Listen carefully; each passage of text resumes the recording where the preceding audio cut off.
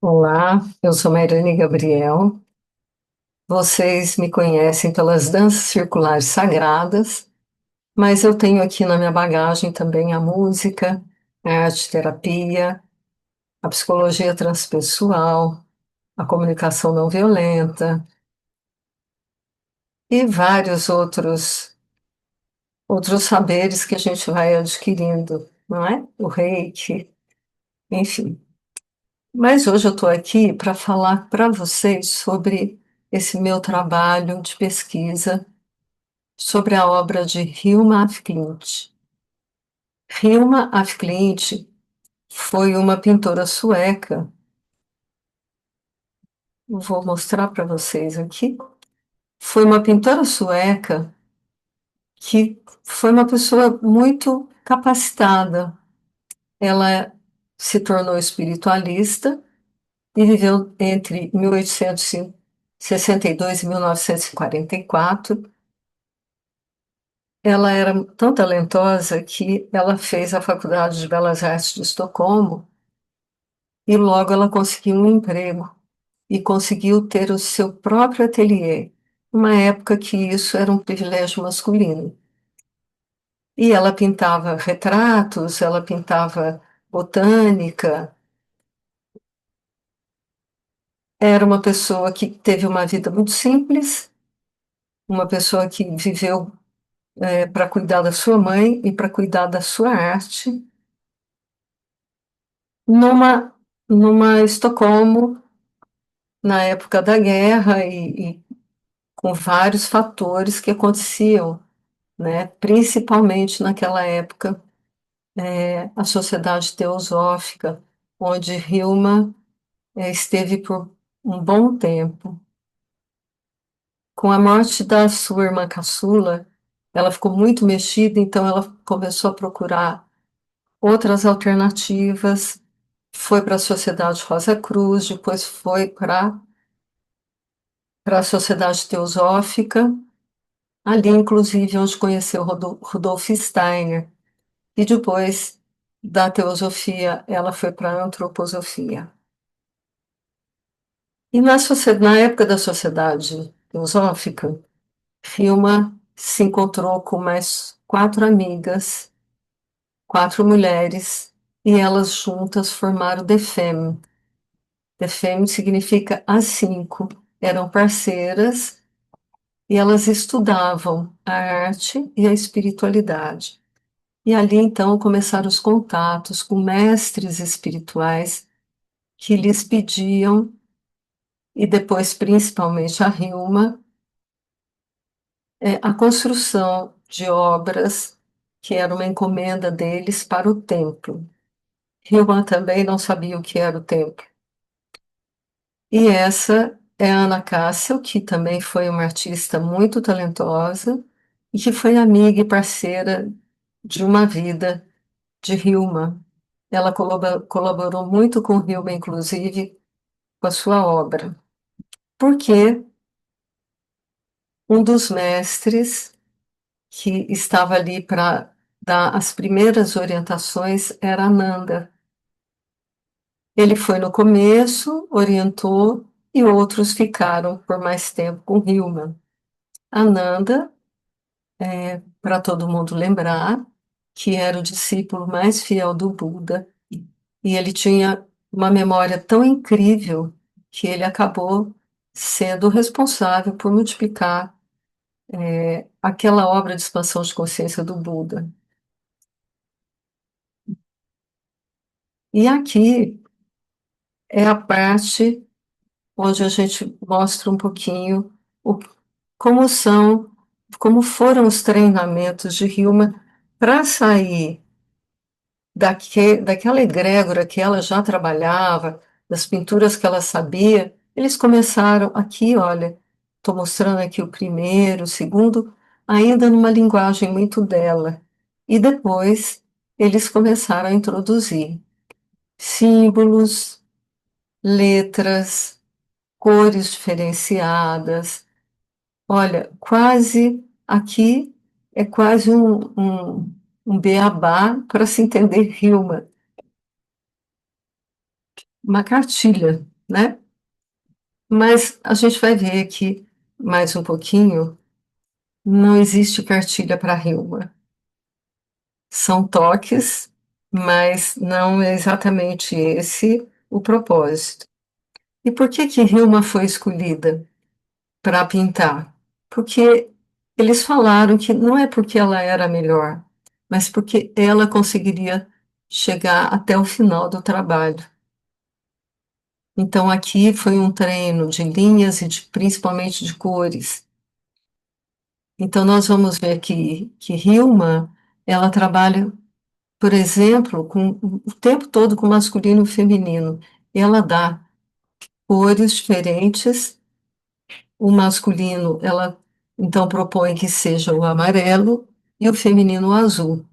Então, é muito interessante como ela vai colocando o tempo todo as cores e símbolos que vão indicando o masculino e o feminino em nós, masculino e o feminino no outro, né, no externo. Uma das coisas que ela também trabalha muito é a chamatrina. E a chamatrina vem da escola egípcia. E o que que ela significa? Ela tem o simbólico da essência crística, daquele ponto de luz do nosso coração. A chamatrina, as três cores significam a essência do amor, que é o rosa, a essência da sabedoria, que é o amarelo, e o poder é o azul.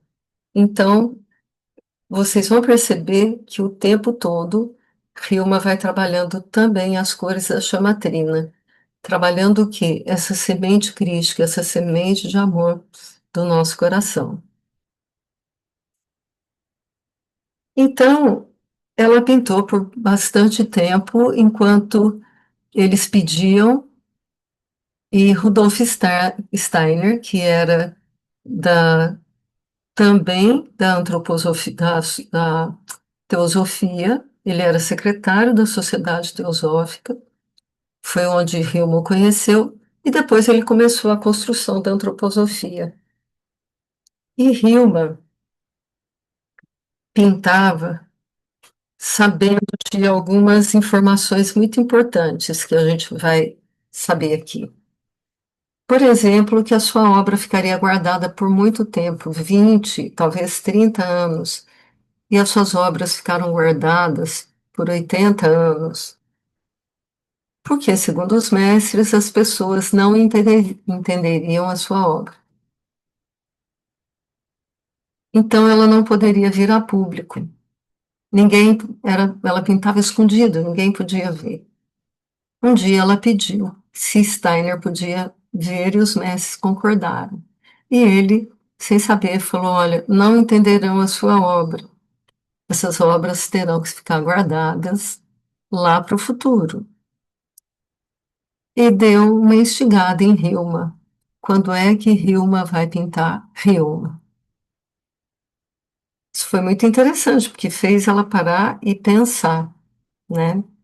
Mas essas obras da Encomenda para o Templo, ela catalogou, embalou, deixou tudo organizadinho, porque ela era muito organizada. A Ana Cássia comprou um barracão onde Hilma pôde fazer lá o seu estoque e guardar o seu material. Imagina todo esse tempo, essas obras, e algumas são imensas, enroladinhas e guardadas num barracão. Como Hilma não tinha dinheiro, imagina essas telas imensas só nos castelos. Então, ela construía com canva, né, ou com papel craft, que ela colava uma camada de um tecido de algodão fininho e fazia a sua tela. As tintas ela fazia com clara de ovo e, e pigmentos. Então, essa têmpera que ela fazia nesse papel tão improvisado, guardado, enroladinho por tanto tempo, era para estar quebrado, estragado, não é? Mas é interessante isso, porque as obras são perfeitas. E isso traz essa alquimia de trabalhar com os mestres espirituais e de seguir essas orientações, por alquimia. É, tudo que ela registrava, ela registrava em diários, olha, com com muita organização. Então, eles pediam, ela anotava, ela desenhava, ela fazia uma maquete, se fosse o caso, e são muitos, inúmeros diários. E alguns tem muita. As pessoas têm dificuldade de traduzir, porque é num sueco muito antigo. Chegamos aqui no Steiner, essa época que ela esteve com Steiner e ele deu essa instigada nela, ela parou de pintar um tempo, ficou estudando, pesquisando, terminou a encomenda para o tempo, fazia uma obra ou outra para vender, porque ela precisava sobreviver. Mas ela seguiu e ela tinha muito clara as orientações, tanto dos mestres quanto depois do Steiner, né? Então, ela, com os mestres, ela treinava a mistura de cores. Depois, com Steiner, ela foi treinar, voltou para as aquarelas, foi trabalhar com aquarela, com as aguadas, né? Bom, mas como é que Hilma chegou na minha vida? Chegou através da Luciana Pinheiro, que é, aqui no Brasil, a pessoa que pesquisa, que faz a biografia de Hilma, a biógrafa de Hilma. E nós nos conhecemos em 2018, quando eu fui no lançamento do livro biográfico de Hilma, aqui em Campinas. E foi muita emoção, porque eu, conforme a Luciana falava, ela com tanto amor, tão empolgada com a obra de Hilma, e eu olhava aqueles desenhos, tinham movimento, eu via aquilo tudo se movimentando, dançando na minha frente. Eu fiquei muito emocionada, muito, a ponto de chegar em casa e pensar: eu preciso dançar, eu preciso, o meu corpo precisa fazer esse movimento de Hilma. Dessa minha busca, que não tinha nada, praticamente, não tinha tantas informações, tinha o livro da Luciana, algumas coisas da internet, imagens, e foi logo depois da exposição em São Paulo e eu ainda consegui comprar o livro da exposição, mas era o que eu tinha. E aí aquilo foi muito espontâneo, eu comecei a escutar músicas, comecei a pesquisar, e tinha algumas telas que eu gostava mais. Enfim, nasceu o Portais, nossa essência em espiral. E isso chegou na época da pandemia, o meu trabalho estava pronto, e um pouco antes eu convidei a Luciana para conhecer esse trabalho, dançar comigo. E aí tive uma surpresa, porque Luciana me disse, uma das premissas de Hilma é que eh, não se facete uma sequência que ela montou, uma série que ela fez. Porque a série tem começo, meio e fim, as séries contam uma história, e eu fui pegando aleatório, eu amei essa, e fui fazendo. Tinha um propósito, que era esses portais, que no final a gente tinha, a princípio deveríamos estar mais enlevados, mas eu quebrei uma regra. E aí, durante toda a pandemia, eu fiquei com o Hilma guardado.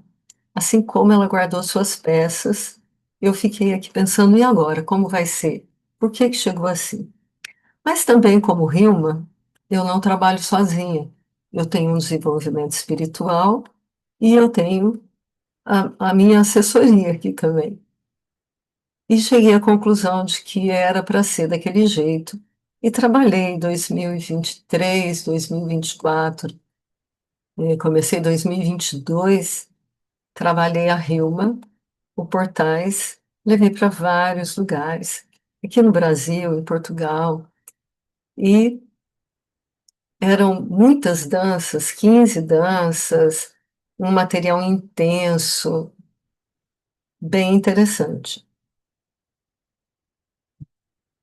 Muito bem, nessa sequência, em outubro, novembro de 2024, eu fui parar em Bilbao, no Guggenheim, um templo da arte, para ver a exposição da Hilma Klint e entrar numa imersão com a sua obra. A Luciana levou um grupo e eu fui também. E foi sensacional. Foi uma abertura, mas uma abertura incrível. E lá eu tive coragem, vou lhes mostrar aqui. Ei, olha eu aqui. Vou lhe mostrar aqui algumas obras que eu dancei no Rio 1, antes de ir para Bilbao. Essa é a série da Pomba, são algumas obras da série da Pomba, onde os movimentos são muito visíveis com os movimentos da tela. Você, quando olha para a coreografia, você identifica.